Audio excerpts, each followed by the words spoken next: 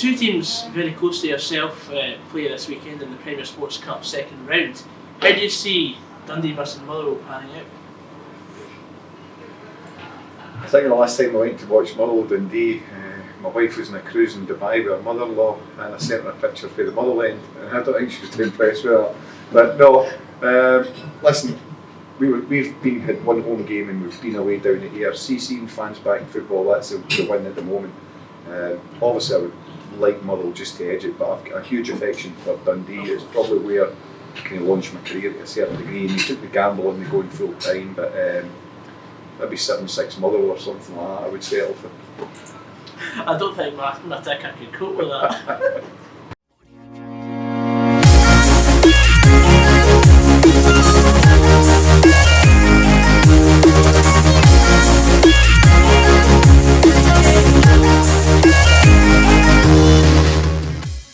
Hey guys, Goggsy here and welcome back to another matchday vlog. Today we are going to my favourite hunting ground in Scottish football. It's Dundee. We won the last 6 trips there.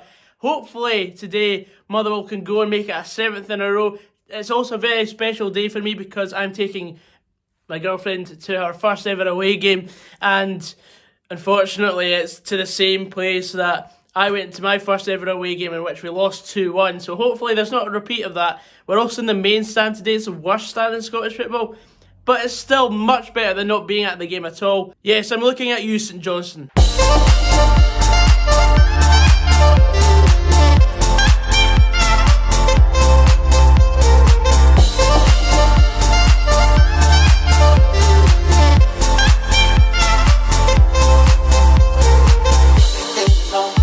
Right, so we're now making our way up to the end. We're just going to go and walk up the Hilton. Lindsay's never done it before, so there's a first time for everything. We've also seen the team. It's a bit questionable, but I'm sure there'll be reasons why we've left out Kevin Van Veen. But anyway, I'll see you at the ground and then we'll put in our score predictions and see how the game goes.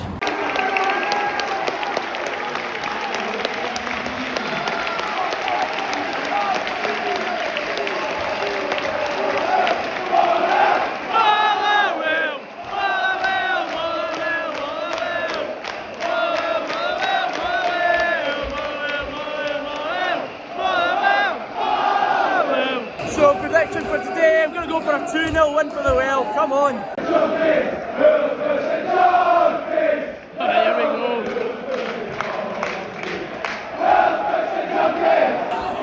Connor Shields has just hit the bar from like 8 yards out. What a chance. Should be 1-0 to the Well. Wallace slipped it in brilliantly. Come on. Come on, Ojala. Connor, come on! That was our first proper chance of the game. Should have been a goal.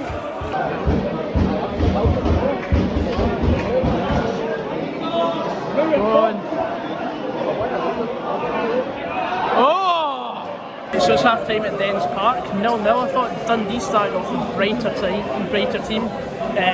First 15 minutes it was all them. We couldn't get out our half. And then when we grew into the game, we sort of sussed out our opponents, what we were up against today. I mean, I think a draw at half time is a fair result. I mean, it was a half of 2 halves, if that's the best way to put it. I mean, I thought we were the better team in the second part of the first half, but hopefully we can break the deadlock in the second half and go on and progress to the last 8 of the competition. Oh! Go on! Oh my goodness. Go on, Jake. Oh, what? Is that not the ball? Dundee just scored. Cummings was offside though. Lucky.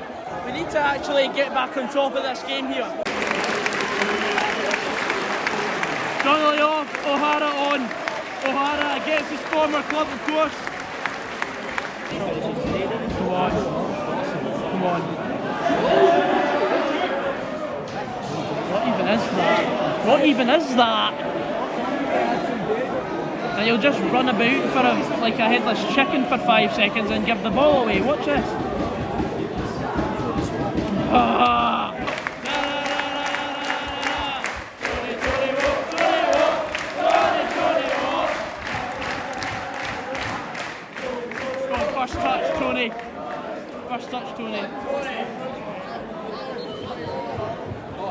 Is this the same again? Why is it the same again? Just get the ball in the box and stop wasting time. 25 minutes till full time. That's it! Oh! See, we actually caused the problem there. Go on. Another short corner. This is just torture. It's a recipe for torture. And this is so difficult to watch, Motherwell.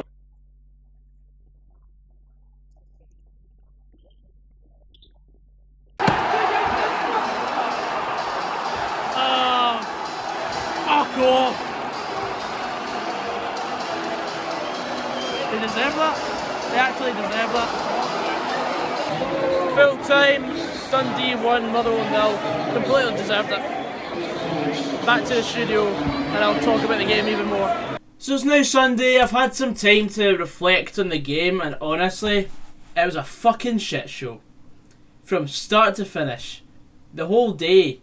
From actually getting to the turnstile, in which stewards were basically being Robocop and shutting down every Motherwell fan and just taking tickets off some of the well boys. It was just absolute chaos, and that just set the tone for me of the game. First of all, when the team was announced, my reaction was like, what has actually happened? Like, Kevin Van Veen wasn't even on the bench.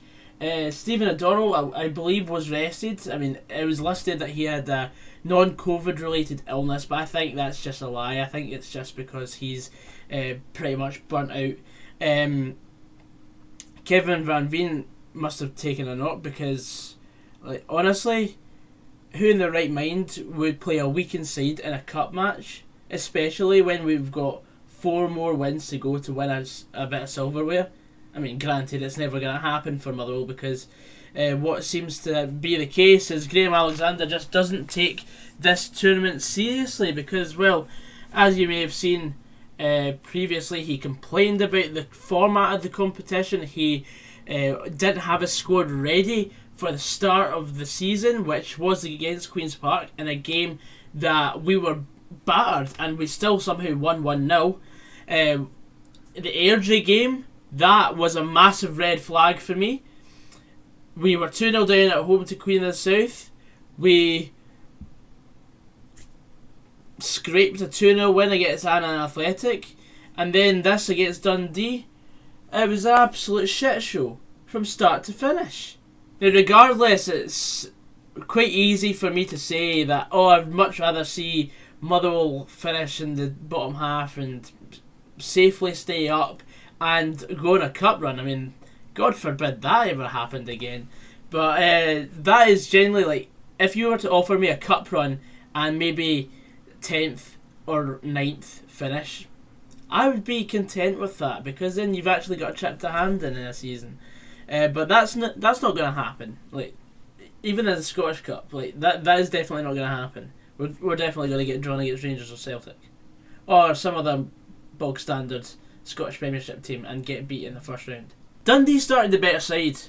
First 15 minutes, it took us a while to actually grow into the game. I think it's because our front three on Saturday was very lacklustre. I mean, Stephen Lawless is a great impact sub, I believe, but genuinely, when he starts a game, I don't see there being much point. Tony Watt coming off the bench for me, I think he has to start in a game against Dundee. Dundee is the type of opposition where he will thrive. I mean, the last 2 games we've played, he's made an instant impact. He scored against St Johnstone, and him coming off, he actually moved the ball going forward. Kane Woolery was non-existent. I don't think he's up to speed yet, but the fact that he is supposed to be our fastest player, and going forward, when he gets the ball, he looks up, sees the defender and panics. Defensively, we were all over the place. We had 2 players coming in that hadn't kicked a ball for us. Grimshaw hadn't started a game since January, and Ojala has only just come in from his quarantine. So, I mean, every time Dundee got the ball forward, they were pinging the ball down to our right-hand side, because that was our weak spot. Even though we had Ricky Lamy on the other side, that seemed to struggle in the game. And defensively, we still lack a lot of bodies. That was genuinely one of the worst performances under Graham Alexander we've seen. And there have been a few. Now, I'm not going to question the manager, but after performances like this, I mean, we lost against Hibs, that was expected. I said we'd get beat 3-0. We lost 3-2. It was a really good performance. St Johnstone, I was content with a point, but not happy. But that was just because that was what was expected. But to get beat by Dundee, that's unacceptable. We were completely shocking. I mean, Dundee completely deserved to win the game, but for me, there's only really two players that bring a big threat to us, which was Jason Cummings, who scored a goal that was offside, and that was a warning sign at 0-0, because we had been pissing the ball about at the back, and Dundee had got in, and they really should have scored. But I also want to bring light to the miss by Connor Shields where he hit the bar from probably about 10 yards out. It was a great bit of play by Lawless, and he slipped it in to Connor Shields. He didn't even need to take a touch. He took a touch, and it was still underneath his feet, and he hit the bar because he had to lean back to hit the shot. If he scores that chance, the game is a different game. Complete different game. But after that, apart from, I think, a shot by Tony Watt and a header from Tony Watt, we didn't really bring a threat to the game, and that is a worry, because if we're getting beat by teams that are going to be around us this season, because I believe we will be bottom six, and there is no danger about that. If we are going to be getting beat in very, very important games, because I'm not going to beat about the bush, a cup game is an important game to me. It doesn't matter if Graham Alexander's just come up from England this year and his attitude to cup games, because in England, like, if you're a team in League 1 or League 2, you're guaranteed at least 5 cup games a season. But it was genuinely an absolute shambles, and things have to change really quickly. I'm going to say this now, and we'll end up beating Livingston 2-0 next week, and everything will be happy, and we'll be top 6 competitors once again, because that's how it seems to be with Motherwell fans. It really, 90 minutes does change an opinion very quickly. Football fans are fickle, and it's genuinely been like that all pre-season and then into this season, and people said we were going to be doing alright after our first 2 results against Hibs and St Johnstone, but genuinely I'm worried. If we don't start picking up points, then things are going to be very shaky, and this YouTube channel here is not going to be a happy place. But yes, that is enough of me talking about football for one day. I'm going to get PTSD if I continue. So yeah, bring on Livingston next week. Can I wait? AstroTurf pitch. You'll love to see it. Anyway, guys, see you later. I don't care about an outro this time. But yeah, see you later.